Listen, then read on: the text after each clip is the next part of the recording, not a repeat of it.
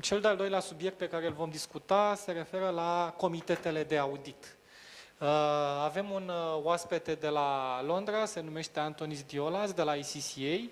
Este audit manager și manager business law la ACCA la Londra și o să ne prezinte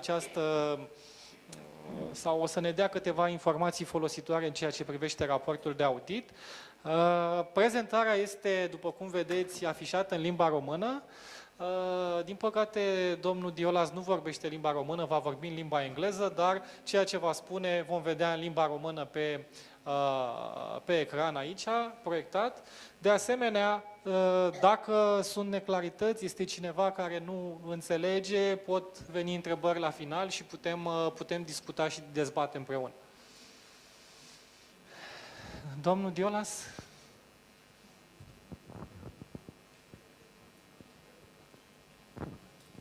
Thank you. Hi everyone. First of all, I would like to thank you for inviting me here, the Chamber of Financial Auditors of Romania, and the ACCA Romania for giving me the chance to represent the ACCA. I'm happy to represent some of our existing experience from the UK perspective and international perspective, both in the context of the external auditor's report and as well the new regulations as applied to some of the EU countries. Unfortunately, I cannot do it in Romania, so I'll do it in English.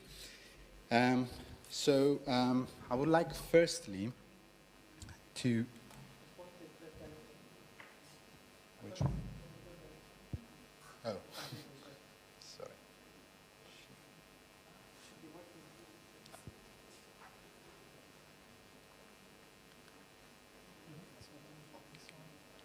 Okay, thank you. So first of all, I would like to highlight some key considerations in regards to the audit committees. We've heard from the panel before that their role is vital, especially with the new changes. It even gets more important. I'll start with the audit rotation. What does that mean for the audit committee? The audit committee now should not just consider who the auditor will be, should not just consider that, okay, I'm going to renew my agreement with my existing auditor and that's the role for me. They have to consider, well, who does provide the non-audit services now? Who do I expect to be my next auditor, and is there a threat to independence there? They have to consider whether there are groups involving other audits that the regulation is already applied, and they might be part of that group, and then their independence is again under threat. Secondly, I would like to highlight the independence of the auditor. So monitoring the auditor's independence was always the role of the audit committee, we are all told in our studies. However, here, because we are talking about non-audit services as a highlight with the new regulations, we see that it is mentioned, maybe for some it's not that clear. In the UK it was already applied. I will try to share some knowledge. So the legislation says that for non-audit services that could be consultancy in compliance of tax, for example, would not be necessarily a threat. However, when we talk about heavily tax planning being done by the same firm being the external auditor, then the threat to independence starts to come. So it is crucial for the audit committee to consider these things when dealing with the next audit. Finally, I want to talk about the monitoring of audit quality. Now, this is key because all the changes brought in by the ISAs are in regards to audit quality. So what does the audit committee role means for this new, let's say, enhanced audit quality. So the audit committee now will be in the position to get more information in regards to the audit. So they will play a vital part whether the audit has done their work according to the ISAs and the regulations. So if I move on to highlight something from the regulation, what in the Article 11, you will see that it is mentioned in it is mentioned that the disclosure of the quantitative level of materiality will be there. So first of all, this regulation, this article in this regulation requires the auditor to disclose an additional detailed report to the audit committee before the auditor's report. So what does that mean? It means that the audit committee will be aware of what most probably the audit report will contain. So for example, disclosing the materiality. So if we disclose materiality to the audit committee, and the audit committee consists of someone that has auditing and accounting experience, they should understand how the materiality was applied. This gives the audit committee the chance to challenge the auditor. Maybe they applied materiality in a different level that they should. Maybe they didn't disclose, they didn't give enough information to understand where they base it. Maybe they will consider that they did over-audit in some section because their materiality level was low. So this is key for everyone. And I think it's a key highlight of the new changes. Moving on to the second one, which is key. Disclosing explaining the judgments and conditions in regards to the significant doubt, if there is a significant doubt on going concern. Now, this is key, why I wanted to highlight it.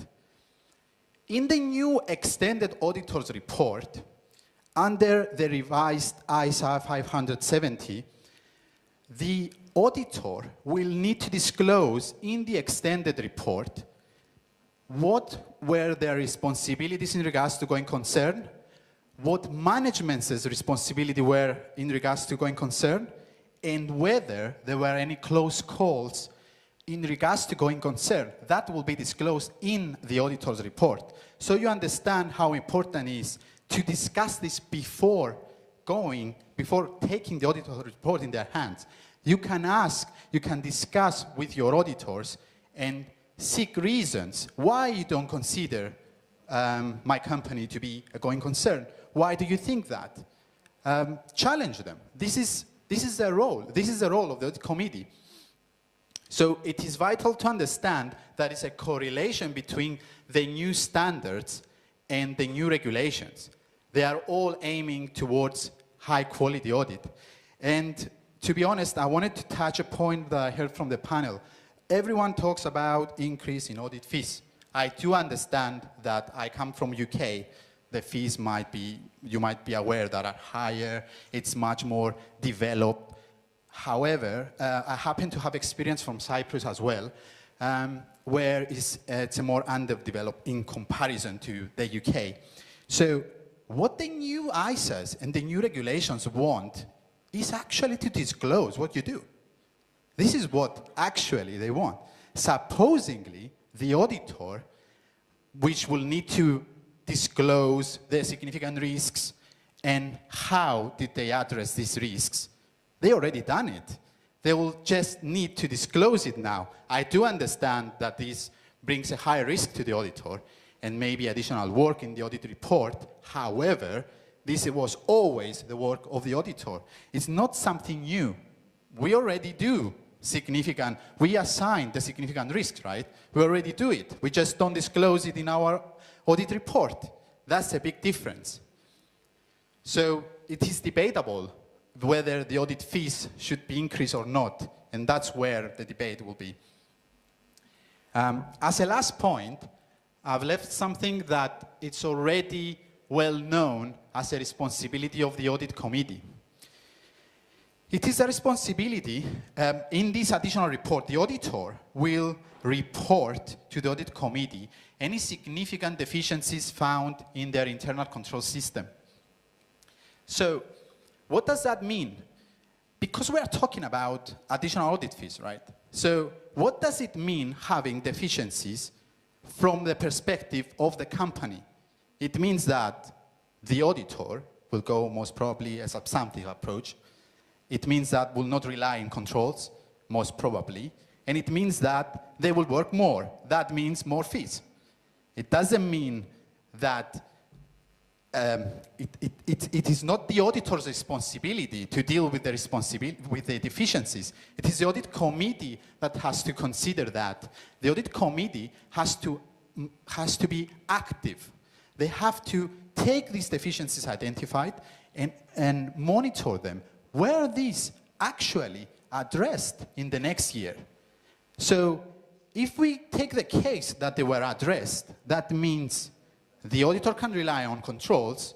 That means the audit becomes more efficient. That means you get your audit report quicker, that everyone wants, and with lower fees, because lower time is required.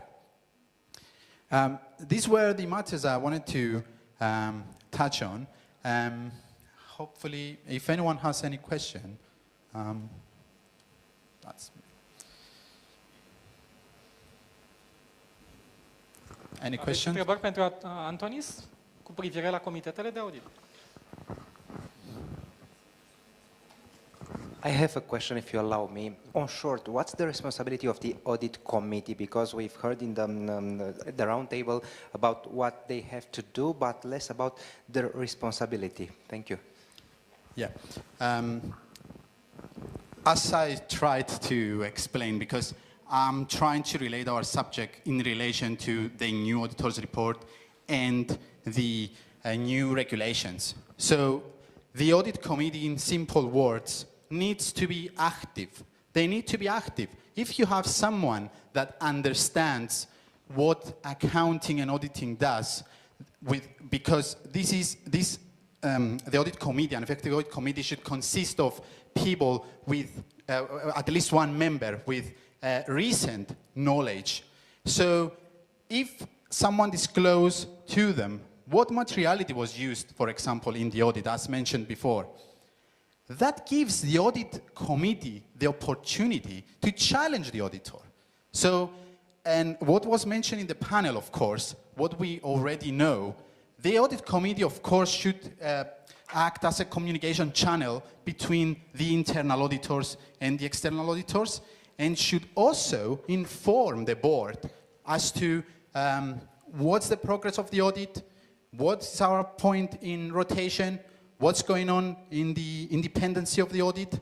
So as an overview, I can mention that. But we need another session to go in detail what's the role of the audit committee. I hope that answered the question.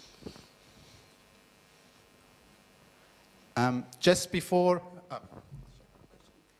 If the audit committee is at a group level and we are the auditor of a subsidiary, how can work this? So, from my experience, I was in practice I work in KPMG and Ernst & Young, so I can share my experience. So, the recommendations usually given by the audit committee, what the deficiencies were found by the external auditor to the audited company, usually are done at the level of the audit. So, for example, in the subsidiary level, they will get their own deficiencies and findings in the audit. However, it is a responsibility for them to highlight them at a group level, because that's the target of the whole group. So they have to be aligned. So if they find a deficiency in a subsidiary, they should definitely report this at the group level. It depends on how significant, by the way, that subsidiary is to the group, and that might highlight a deficiency at the group level. I hope that answered my question. Just something before I finish my presentation. Because I've heard a lot of discussions in regards to the new upcoming changes. I just want to highlight that it does not just relate to public interest entities. The ISAs that are changing relate also to all audits. There are many things that apply to all audits. It's not just public entities. Of course, the public interest entities, they have more regulatory obligations to deal with. However, there are upcoming changes, and everyone can find this in the IAASB website. The changes are effective for audits from 15th of December 2016. So if anyone was to ask something, these changes were implemented in the UK from 2013. So the local national standard, which is equivalent to the new ISO that's coming in now, was already implemented 3 years ago. So I'm happen to be aware of the changes because I was in practice at the time of the change. If anyone wants to ask something, I might be. I would like to say to everyone that it's good to get the UK experience. As was mentioned before, the local regulatory body for audit in the UK is the FRC. So if someone wants to get more information and get an idea what maybe the auditor's report would look like, you can get good examples from the FRC's website, and there are examples how to disclose these changes from all the various Big Fours, which there is a difference in the way you might want to present these changes. Thank you.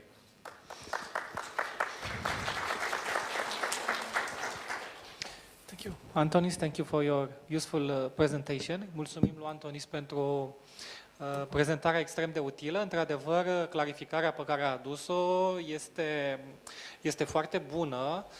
Există un set de standarde noi și revizuite care, într-adevăr, se aplică pentru anul 2016 pentru toate entitățile. Dar marea schimbare, și anume raportarea extinsă în audit, pentru anul 2016 se aplică doar pentru entitățile cotate, listate. Dar pentru toate celelalte companii, într-adevăr, se schimbă formatul de raport de audit, începem cu opinia, se revizuiesc responsabilitățile, există altă refrazare privind responsabilitățile auditorului, ale conducerii, dar marea schimbare, într-adevăr, și am pus accent pe ea în prima parte a dimineții, se referă la această raportare detaliată în audit.